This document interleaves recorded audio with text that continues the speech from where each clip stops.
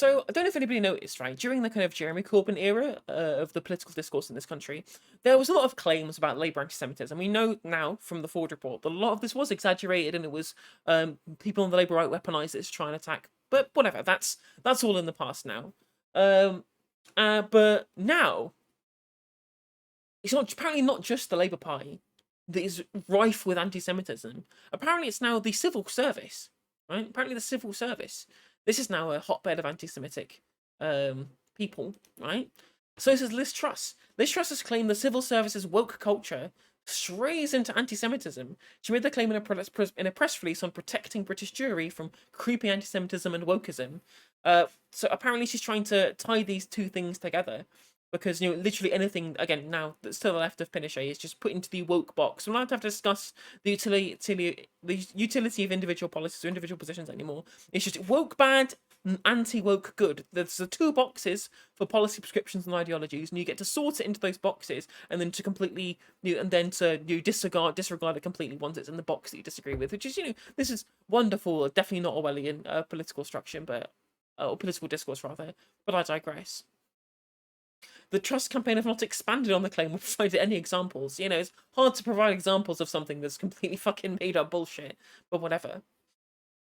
Liz Truss has today put in place a comprehensive plan to boost links between the UK and Israel and protect British Jewry from creeping anti-Semitism and wokeism. She, speaking from a synagogue in Manchester, she has said she will change woke civil service culture that strays into anti-Semitism, review whether schools are doing enough to educate pupils and teachers about anti-Semitism. University campuses need to be rid of anti-Semitism. She'll work to secure a free trade agreement between the UK and Israel. She said, every organisation has its culture, but it's not fixed, it can be changed. So this is very strange. There's a very strange press release and kind of insinuations here. Now, first of all, we all know what's happening here, right? Once you've attacked, like, the left-wing political force, you've got to attack the left-wing base, which, as of course, is young people, so university campuses and schools and people in the public sector, right? So now you've destroyed the labour movement through fabricated claims of anti-Semitism, or exaggerated scale of an anti-Semitism problem, because not to say that there's no anti-Semitism there at all, because I've definitely encountered it, but that's a story that I've covered many times previously. Watch our video on the Ford report when we went through that.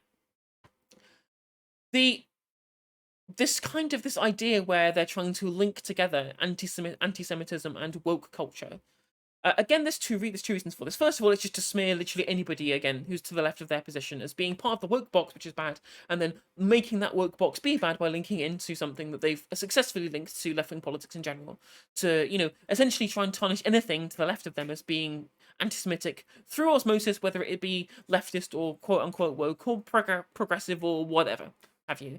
And second of all, right, it's explicitly trying to tie the sense of wokeness to anti-Semitism, specifically through criticism of the state of Israel and the actions of the state of Israel. Hence why it's very strange that they've just talked about a load of anti-Semitism and anti-wokeness in this press release, and then randomly included a free trade agreement between the UK and Israel. It's almost like a certain culture of people who think that maybe murdering Palestinian children is a bad thing. Is something that they can label as woke, because it's usually progressive and left-wing people who show at least any solidarity with people who live in the occupied area of Palestine, right? That they need to counteract this entire movement from the source, which is why they want to ban BDS, and why it's so critical to their free trade agreement with Israel, because you have to imagine this free trade agreement is going to include a lot of things like arms, which will be used to kill Palestinian children, right? Like the 5 or 6 of them were killed last weekend, right? And any amount of wokeism, as it's called, or ideological opposition to dead children, which is what this really is, right, can be brandished as such. And it's why universities, if you're going to see where people do have scathing critiques of the actions of the state of Israel, right? That's going to be from the left, and it's going to be from all of these kind of areas in which are somehow tied to what they view the left as I said, the public sector and young people. So it's a perfect, because people who would never vote for the Conservatives, they're not going to piss off any of their voter base by doing this. If anything, they're going to galvanise their voter base, because it's all full of people who are happy to watch the state of Israel murder Palestinian children, because it's all part of their kind of post-empire colonial project that they believe can never do any wrong. because that's their sense of British values or whatever. That's why Rishi Sunak was talking about things like denigrating British history. It's like, well, I don't need to denigrate it. I just need to tell you what it is, and then you can make your own mind up about it. And turns out most people who have a conscience think that it's bad, right? Now, this is really not. I mean, it's amusing to then accuse other people of anti-Semitism when what she's doing here, but what she's really doing here, is equating the state of Israel with the global population of Jewish people, including Jewish people in Britain. Now that is anti-Semitic. I'm sorry, but it just is. To try and say that all Jewish people are some kind of universal monolith who all agree with some ethno-state that was set up in their name, not even by them, but by the British government in the 1940s, right? This is just anti-Semitic, right? To claim that these two are the same. Again, it's completely ironic, but it slips through everybody because there's this kind of liberal movement where nation states are representative of the nationality that they're supposed to represent, rather than just being a political unit that represents the political will of certain people within a certain landmass, right? These are two differing views of statehood, and that's why liberals don't kind of get this point where it's like, oh no, well, Israel must represent Jewish people because it's the Jewish state, and it's, well, no, it only represents the people who are part of the that political unit of people who live there, which again includes non-Jewish people, right? Because it's the same people who say, well, you can't call Israel an apartheid state because there are non-Jews that live there who have the same voting rights. I mean, they don't have the same overall rights anyway, and it is an apartheid state because they claim ownership of a lot of the land, which should belong to Palestine, but that's a digression for another day. But even so, that kind of blows apart this idea that it's supposed to represent Jews when they are technically, right. One of the governing parties of the coalition is the political group in parliament that's supposed to agitate for the rights of Arab Israelis, right? So they're in no way connected to not even the Jewish people specifically within that region, because there are Jewish people who live in Palestine as well. But just like the idea that it could be connected to like a global Jewish population, that's just anti-Semitism, and all it does is, and it also feeds a further anti-Semitic narrative as well. Like, there's an anti-Semitic narrative that there is some kind of global Jewish conspiracy or whatever, using Israel as some kind of base.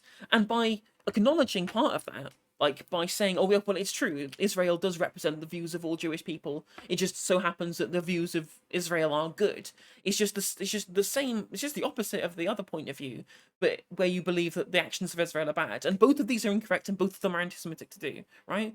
If you read, like, if you like, we're just criticizing the actions of the state of Israel in a vacuum without trying to tie it to any specific ethnicity, because that's not what the state of Israel represents. So it's sneakily anti-Semitic what she's implying here. And then she went on.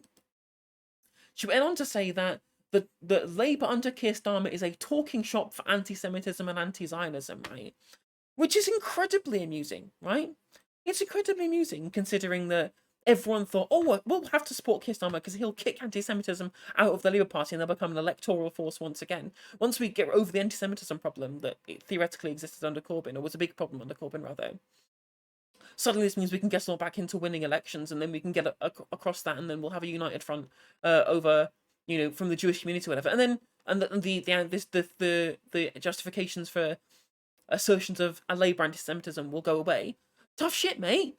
The bed's been made now. Literally anything to the left of Pinochet is now anti-Semitism, according to the Conservative Party, and the attacks haven't stopped. It's like electing Joe Biden as the leader of the Democratic Party, or the candidate for president, because they'll call Bernie Sanders a socialist or a communist. They're calling Biden a communist and socialist anyway. It does not matter. Once they've driven the narrative about anything to the left of their own position, they will apply it to literally anybody who strays anywhere away from the conservative orthodoxy. And the Liberals lapped that up during the Corbyn's time. And I'm sorry, you've got to reap what you sow eventually. And it's now happening to Starmer as well, and it's and he's doubled down now.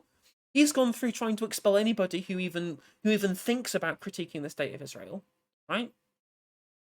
So now he's going to have to go even harder, and this part of this ongoing project to excise any kind of leftist thought from political discourse will continue, and the Labour Party are going to be complicit in doing so, right? From the horse's mouth as well, like. Obviously, Adam Biancoff here asserts that she's provided no evidence of either of these charges. But again, there was no evidence with Jeremy Corbyn either. So these Liberals have caused their own downfall. Although it's amusing that Adam Biancoff does say this, and then it's almost like he is asserting here. And Margaret Hodge too. Don't fucking. I'm not gonna let you get away with this, Margaret Hodge. Where then she got what she wanted, right? We're claiming quite rightly. Adam, are you claiming that the scale of anti-Semitism was overstated for political reasons? Because it sounds like that's what he's saying with that tweet, right? Which literally is exactly what happened to Jeremy Corbyn. Like, look here, look at this Margaret Hodge tweet. Look at this. Look at this. Using anti-Semitism to peddle the right's anti-woke agenda is below the belt. The oldest form of racism is not a tool to use in the divisive cultural nonsense. It sounds like someone's got a big fucking huge scoop of exactly what they fucking wanted, Margaret, right? It was never about Corbyn. It was always about anything to the left, anything that was viewed as being left-wing. And wokeism is viewed as being, wokeism in inverted commas is accused of being left-wing. Socialism and social democracy are now accused of being left-wing. It's all in the same box now. And now that the toothpaste has left the tube, you're not going to put it back in, right?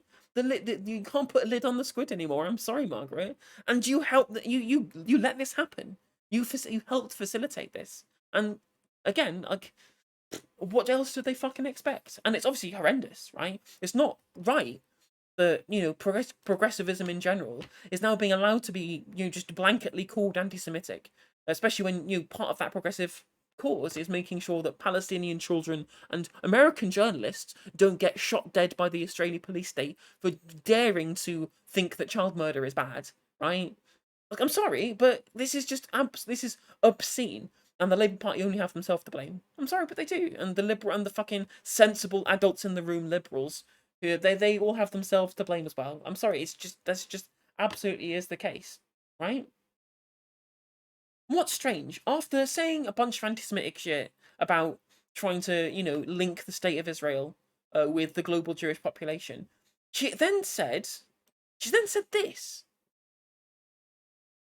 So many Jewish values are conservative values and British values, seeing the importance of family and always taking steps to protect the family unit. So, which means there's kind of some inverse of cultural Marxism here, where cultural Marxism is supposed to be a Jewish threat to remove the family, which again is an anti-Semitic conspiracy theory, which Suella Braverman has actually said publicly that she thinks is an issue, right? She is one peddling anti-Semitic conspiracy theories. It was Boris Johnson who wrote the book about Jews controlling the media, right? I'm sorry, but if you want to talk about anti-Semitism, how about you talk about your own ranks first, Liz?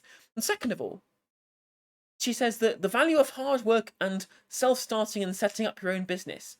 The British Jewish community is incredibly proud of this country, and so are conservatives. The value of Jewish business.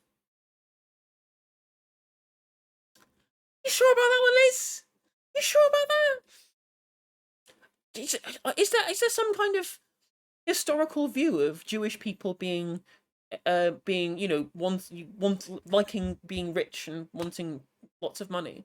Isn't that not an incredibly negative, incredibly long-standing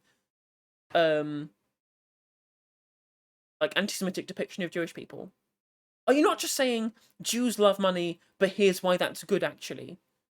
And definitely not calling yourself an anti-Semite because of it. Which is crazy.